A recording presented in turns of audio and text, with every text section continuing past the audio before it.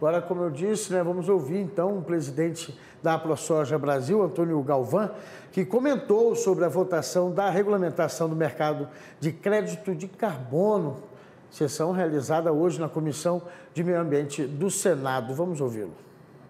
Nós temos aí dizer 1/3 de toda a área preservada está dentro das propriedades rurais particulares.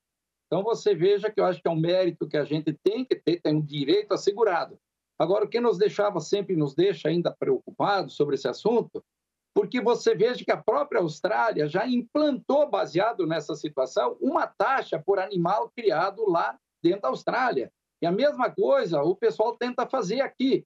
E mais do que comprovado, através de tudo que foi pesquisa pela própria USP, a Unicamp, junto aqui, inclusive patrocinado pela própria ProSoja Mato Grosso, onde você fez esse trabalho, todos os trabalhos que a Embrapa tem feito, que o nosso sistema de produção, inclusive o próprio pecuário, especialmente a agricultura, por esse plantio direto, a forma de nós trabalharmos, nós sequestramos muito carbono.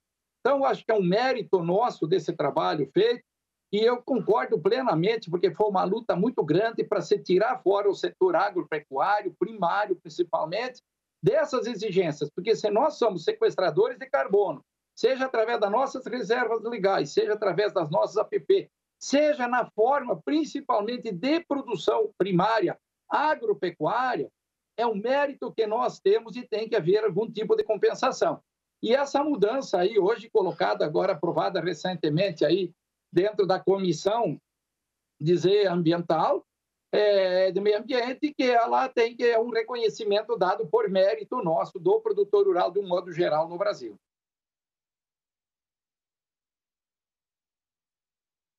Tá aí. Então, quer dizer, só para encerrar esse assunto, praticamente, então, o setor do agro entendeu que realmente seria necessário ou seria melhor ficar ali de forma voluntária dentro dessa regulamentação?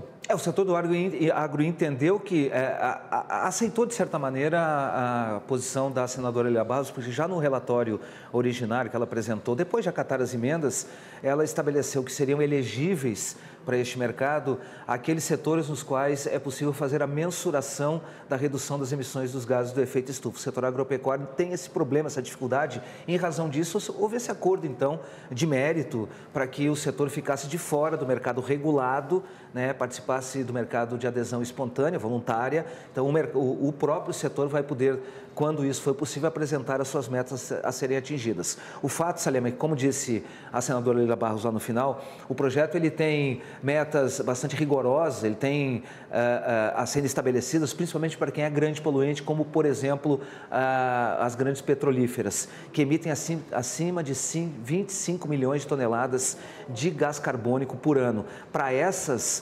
empresas, a lei ela é bastante rigorosa, porque ela estabelece limites a serem estabelecidos e as empresas vão ter que, a partir desses critérios que forem colocados pelo gestor deste mercado, ela vai ter que cumprir essas metas e, mais do que isso, vai ter que trabalhar para reduzir a emissão dos gases do efeito estufa. Para aquelas empresas que emitem entre 10 milhões e 24 milhões 999 mil toneladas por ano, a meta é um pouquinho menos rigorosa, porque ela estabelece que os próprios setores apresentam os seus dados e depois são auferidos, então, para entender se elas estão atingindo aquelas metas. Então, são duas métricas que foram colocadas dentro desse projeto, uma para quem é grande poluente e outra para quem é menos poluente. O setor agropecuário entra num segmento paralelo porque ele não é regulado, né? Ele passa, então, por um mercado no qual há adesão voluntária,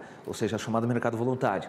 E nesse momento, isso foi positivo para o setor agropecuário, exatamente por causa dessa dificuldade de mensuração sobre o resgate do gás carbônico e a emissão, naturalmente, de oxigênio, né? Tá certo. Que é feito por meio da fotossíntese, como a gente conhece, o processo químico, né? Uhum. Estava previsto, né, na pauta de hoje, na Comissão também de Meio Ambiente do Senado, o projeto de lei dos pesticidas.